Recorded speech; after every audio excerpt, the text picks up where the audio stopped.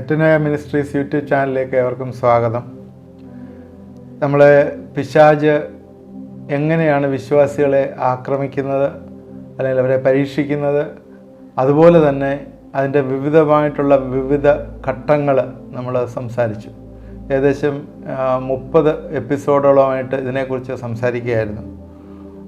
അവസാനം നമ്മൾ കഴിഞ്ഞ ദിവസം പറഞ്ഞത് എങ്ങനെയാണ് നമ്മൾ തിരിച്ചറിയുന്നത്, നമ്മൾ പൈശാചി അറ്റാക്കിലാണോ അല്ലയോ എന്നുള്ളത് തിരിച്ചറിയുന്നത് എങ്ങനെയാണെന്ന് നമ്മൾ പറഞ്ഞു. 9 കൂട്ടങ്ങൾ അതുമായിട്ട് ബന്ധപ്പെട്ട് പറഞ്ഞു. നിങ്ങളത് ശ്രദ്ധിക്കുമല്ലോ. ആരെങ്കിലും കാണാത്തതുണ്ടെങ്കിൽ പ്രീവിയസ് എപ്പിസോഡ് വാച്ച് ചെയ്യുക. ഇനി നമ്മളിത് എല്ലാം നമ്മൾ പറഞ്ഞു. ഇനിയിപ്പം നമുക്ക് ആവശ്യം ഈ പൈശാചികൻ്റെ നിന്നുള്ള ജയമാണ് ആവശ്യം. അതിനു വേണ്ടിയുള്ള ചില കാര്യങ്ങളാണ് ഇനിയുള്ള ചില എപ്പിസോഡിൽ പറയുന്നത്. നമുക്ക് ബൈബിള് മുഴുവനായിട്ട് റെഫർ ചെയ്താൽ അറിയാം, ദൈവത്തിൻ്റെ എനിമി എന്ന് പറയുന്നത് എപ്പോഴും പിശാചാണ്. എന്താണെന്ന് വെച്ചാൽ വേറെ ഒന്നുമല്ല, ദൈവത്തിന് ശത്രു എന്ന് പറഞ്ഞാൽ ദൈവം സർവ്വത്തെയും ഭരിക്കുന്നവനും സർവ്വത്തെയും നിയന്ത്രിക്കുന്നവനുമാണ്. അല്ല, പിശാച് ശത്രു എന്ന് പറയുന്നത് എന്താണ് കാരണം എന്ന് വെച്ചാൽ ദൈവത്തിൻ്റെ പദ്ധതിയെ അവനെ ഇല്ലാതെയാക്കി കളവാനായിട്ട് പ്രവർത്തിക്കുന്നു എന്നുള്ളതുകൊണ്ട്. അതുകൊണ്ടാണ് അവന് ശത്രു എന്ന് പറയാനായിട്ടുള്ള കാര്യം, എനിമി എന്ന് പറയുന്നത്. അതുകൊണ്ട് ബൈബിളിൽ നമ്മൾ പഠിക്കുമ്പോൾ അവന് പ്രത്യേകിച്ചും ദൈവത്തിൻ്റെ ക്രിയേഷനായിട്ടുള്ള മനുഷ്യൻ, ഏറ്റവും പരമപ്രധാനമായിട്ടുള്ള ക്രിയേഷനാണ് മനുഷ്യൻ. അവനെ വീഴിക്കുകയും അവൻ്റെ ദൈവത്തിൽ വിശ്വസിക്കാതെ അവരെ തെറ്റിച്ചുകൊണ്ട് പോവുകയും ചെയ്യുന്ന ഒരു ഇമ്പോർട്ടൻ്റ് ആയിട്ടുള്ളൊരു പ്രക്രിയയാണ് ചെയ്തുകൊണ്ടിരിക്കുന്നത്. ദൈവം ജസ്റ്റാണ്, ദൈവം നീതിമാനാണ്, ദൈവത്തിൻ്റെ ക്യാരക്ടറൊക്കെ പിശാചിനറിയാം. അതുകൊണ്ട് എന്തെങ്കിലുമൊക്കെ മനുഷ്യൻ ചെയ്യുമ്പോൾ അവൻ ദൈവത്തിൻ്റെ സന്നിധിയിൽ പോവുകയും കുറ്റാരോപണം നടത്തുകയൊക്കെ ചെയ്യുന്ന ഇതെല്ലാം നമ്മൾ പറഞ്ഞതാണ്. ഇനി നമ്മൾ ചിന്തിക്കാനായിട്ടുള്ളത്, നമ്മുടെ ഈ യാത്രയിൽ നമ്മൾ പ്രത്യേകം ശ്രദ്ധിക്കേണ്ട കാര്യം, നമ്മുടെ ഈ ലോകത്തിലുള്ള ജീവിതയാത്രയിൽ നമ്മുടെ ശക്തിയും നമ്മുടെ റിസോഴ്സും കൊണ്ടൊന്നും സാത്താനെ ജയിക്കാനായിട്ട് സാധ്യമല്ല. നമ്മൾ മൈൻഡ് കോൺസെൻട്രേറ്റ് ചെയ്യുന്നു, ശരീരത്തെ ബലപ്പെടുത്തിയെടുക്കുന്നു എന്നൊക്കെ പറഞ്ഞ്, അല്ലെങ്കിൽ ചില സൈക്കോളജിക്കലായിട്ടുള്ള അല്ലെങ്കിൽ അങ്ങനെയുള്ള എല്ലാ കാര്യങ്ങൾ കൊണ്ടൊന്നും നമുക്ക് പിശാചിനെ ജയിക്കാനായിട്ട് പറ്റില്ല. ഇതൊരു വാറാണെന്ന് നമ്മൾ നേരത്തെ പറഞ്ഞു. എപ്പോഴും ഒരു വാറാണ്. നമ്മൾ കർത്താവിനെ അറിയുമ്പോൾ തന്നെ പ്രധാനമായിട്ടും അവൻ ടാർഗറ്റ് ചെയ്യുകയാണ്, ആ വാറിലേക്ക് നമ്മൾ പ്രവേശിക്കുകയാണ്. അതിന് ആവശ്യമായിട്ടുള്ളത്, നമ്മൾ ഒരു വാറിൽ പോകുമ്പോൾ എന്തൊക്കെയാണ് നമുക്ക് ആവശ്യം? നമുക്ക് ആയുധം ആവശ്യമാണ്. നമ്മളെ പ്രൊട്ടക്റ്റ് ചെയ്യേണ്ടതായിട്ടുള്ള, നമ്മുടെ ശരീരത്തെ പ്രൊട്ടക്റ്റ് ചെയ്യുന്ന പല കാര്യങ്ങളും ആവശ്യമാണ്. കാരണം യുദ്ധത്തിൻ്റെ ഫ്രണ്ടിൽ നിൽക്കുമ്പോൾ ആരോസ് വരും, അല്ലെങ്കിൽ വാളിൻ്റെ ആക്രമണം ഉണ്ടാവും. ഇത് നമ്മൾ ആ പഴയ ശൈലിയിലുള്ള കാര്യമാണ് ഞാൻ പറയുന്നത്. ഇപ്പോൾ ഈ ബോംബിടുകയും അല്ലെങ്കിൽ അണ്വായുധം പ്രയോഗിക്കുകയും ചെയ്യുന്ന രീതിയിലുള്ളൊരു ശൈലിയല്ല പറയുന്നത്. അതും വേറൊരു രീതിയിലുണ്ടേ നമുക്ക് ചിന്തിക്കാം പിശാചിൻ്റെ. അതുകൊണ്ട് ഇതുമായിട്ട് ബന്ധപ്പെട്ട് ബൈബിളിലെ പ്രധാനപ്പെട്ട ഒരു ഭാഗം വാക്യങ്ങളാണ് എഫേസ്യർക്ക് എഴുതിയ ലേഖനം 6-ാം അധ്യായത്തിൻ്റെ 10 മുതൽ 18 വരെയും യെശയ്യാവ് 59-ന്റെ 17 ഇതുമായിട്ട് റെഫർ ചെയ്തിട്ടുള്ള ചില വാക്യങ്ങളാണ്.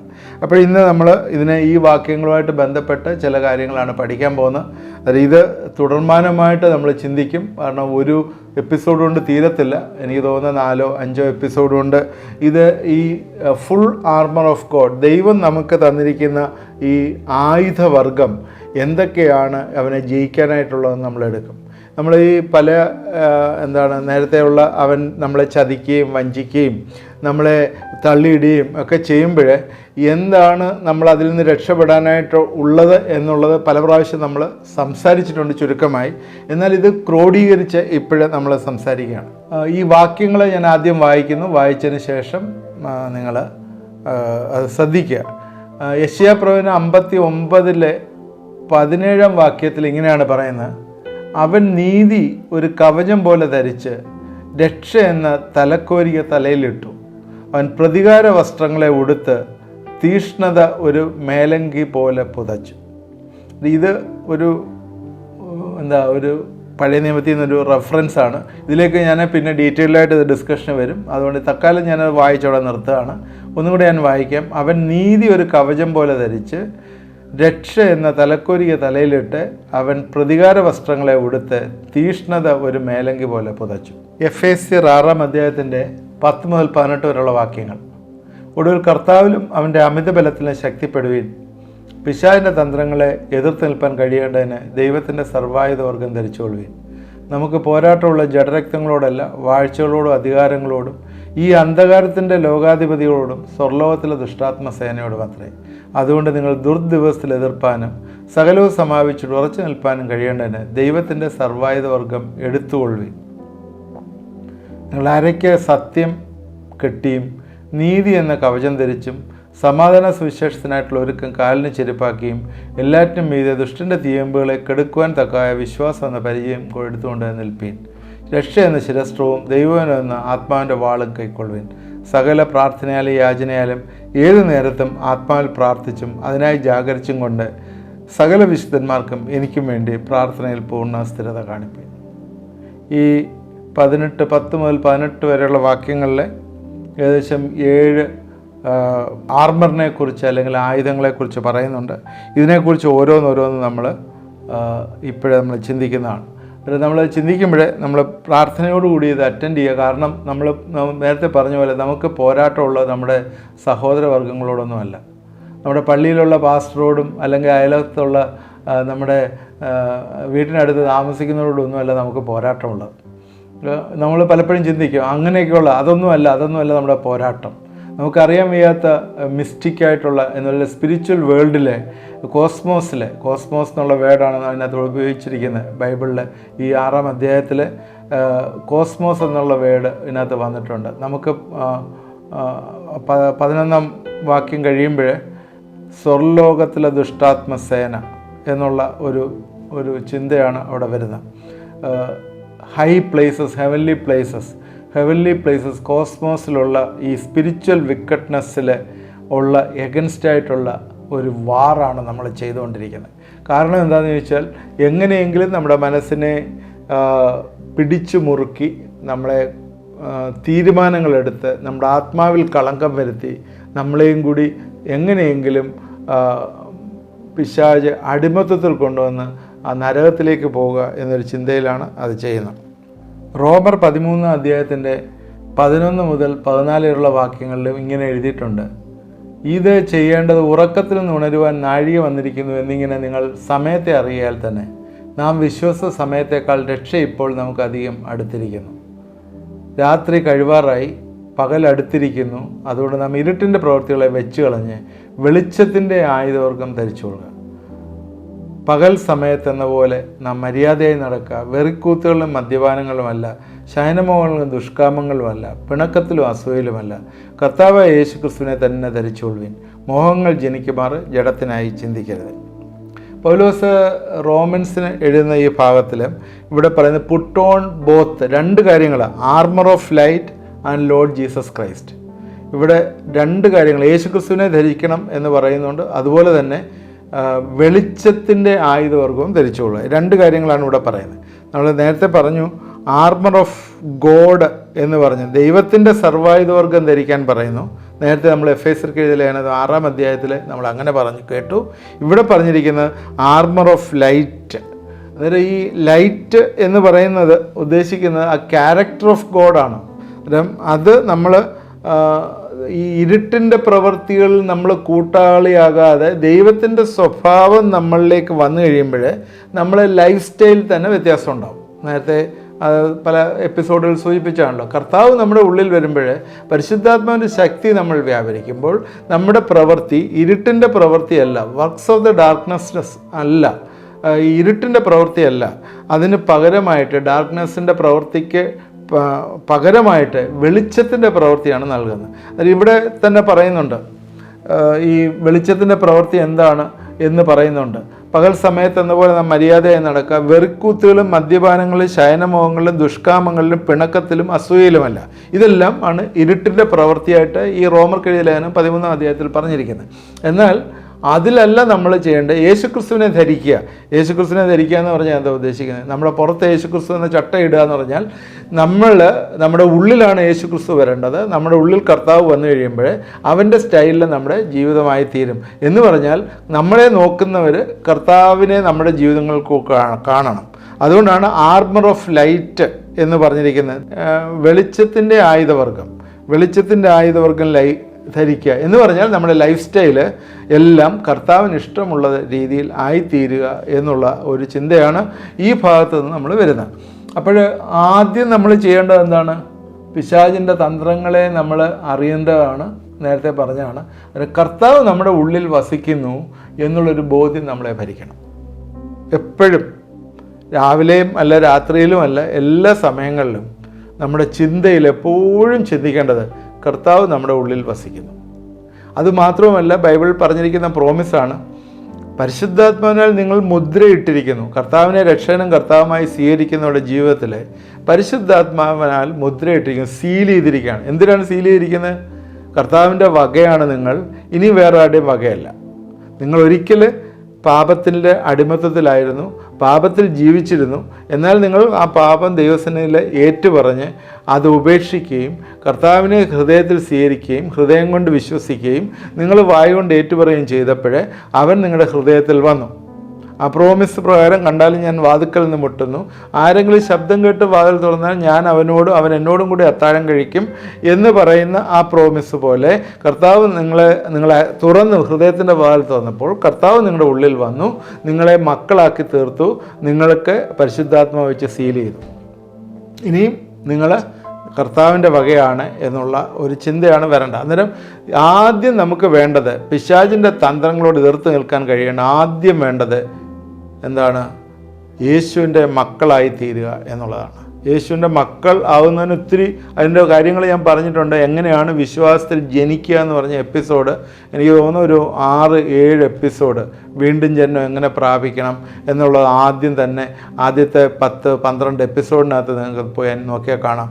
എങ്ങനെയാണ് വീണ്ടും ജന്മം പ്രാപിക്കുന്നത്, എങ്ങനെയാണ് വിശ്വാസത്തിൽ ജനിക്കുക എന്ന് പറഞ്ഞിരിക്കുന്നത്. വിശ്വാസത്തിൽ ജനിക്കുമ്പോൾ അതിനോടുകൂടി ദൈവത്തിൻ്റെ സകല ഇൻഹെറിറ്റൻസ്, അവൻ്റെ സകല അധികാരങ്ങളും അതുപോലെ അവകാശങ്ങളും അവൻ്റെ മക്കൾ എന്നുള്ള രീതിയിൽ നമ്മളിലേക്ക് വരികയാണ്. അത് നമ്മൾ മറന്നു പോകരുത്, അത് നമ്മൾ തന്നിരിക്കുകയാണ്. അത് ഇത് നമ്മൾ മുറുകെ പിടിക്കാനായിട്ട് എപ്പോഴും ഓർക്കണം, ഞാൻ കർത്താവിൻ്റെ മകനാണ്, മകളാണ്. ഇപ്പോൾ കർത്താവിൻ്റെ മകനും മകളുമാണെങ്കിൽ നമ്മുടെ ഡിസിപ്ലിനിങ്, നമ്മുടെ ജീവിതത്തിലെ ലൈഫ് സ്റ്റൈലും എല്ലാം ആ രീതിയിലായിരിക്കും വരിക.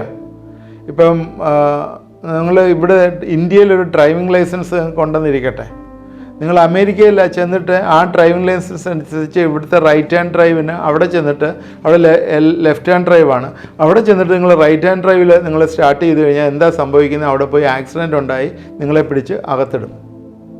അങ്ങനെ ചെയ്യാൻ പറ്റത്തില്ല. അതുകൊണ്ട് അവിടുത്തെ റൂള് നിങ്ങൾക്ക് ബാധകമാണ്. അത് നിങ്ങൾ വീണ്ടും ജന്മം പ്രാപിച്ചപ്പോൾ, കർത്താവ് നിങ്ങളുടെ ഉള്ളിൽ വന്നപ്പോൾ നിങ്ങളുടെ പൗരത്വം സ്വർഗത്തിലാണ്, ഈ ഭൂമിയിലല്ല. ഈ ഭൂമിയിലാണ് നിങ്ങളുടെ ജഡമുള്ളത്, ശരീരമുണ്ടെങ്കിലും നിങ്ങളുടെ പൗരത്വം സ്വർഗത്തിലാണ്. നിങ്ങളുടെ പൗരത്വം സ്വർഗത്തിലാണെങ്കിൽ നിങ്ങൾ സ്വർഗീയരാണ്.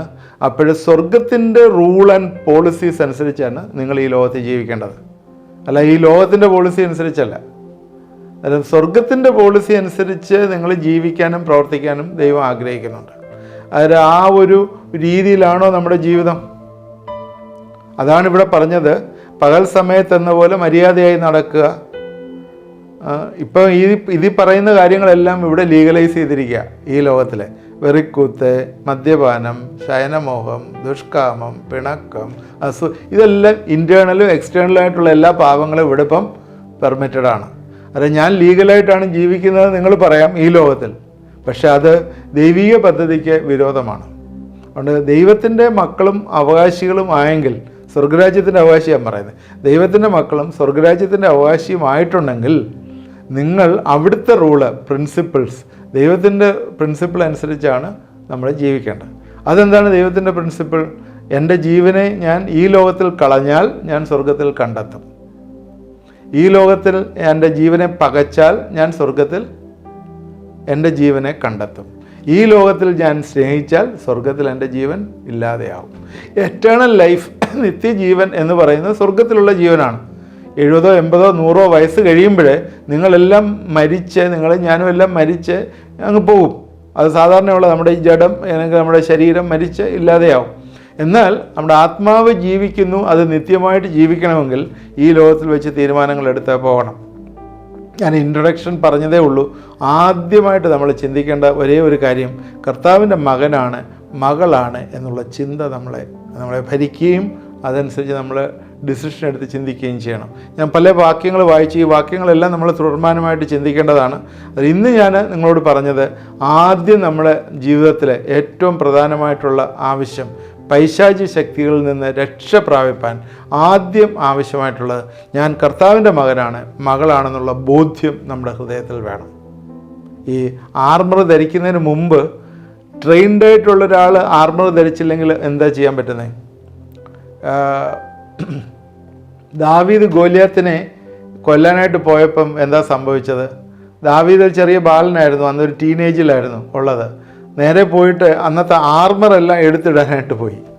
പക്ഷെ അവനിതൊന്നും വശമില്ലാത്തതുകൊണ്ട് അതൊന്നും എടുത്തിടാൻ പറ്റിയില്ല. അവനെല്ലാം എടുത്ത് കളഞ്ഞിട്ട് അവന് ഒരു 5 കല്ല് എടുത്ത് ഒരു കീശയിലിട്ട് ഒരു കവണയൊക്കെ ആയിട്ടാണ് പോയത്. നമ്മൾ ശ്രദ്ധിച്ചറിയാം. അതുപോലെ തന്നെ ഈ ആർമർ ധരിക്കണമെങ്കിൽ, ഞാനതിനൊരു ഉദാഹരണം പറഞ്ഞു എന്നേ ഉള്ളൂ, ആർമർ ധരിക്കണമെങ്കിൽ ഈ ആർമറിന് വേണ്ടിയുള്ളൊരു ശരീരമായിരിക്കണം നമുക്കുള്ളത്. അതെന്താണ് അങ്ങനെ ഒരു ശരീരം? കർത്താവ് വസിക്കുന്ന ഒരു ശരീരം.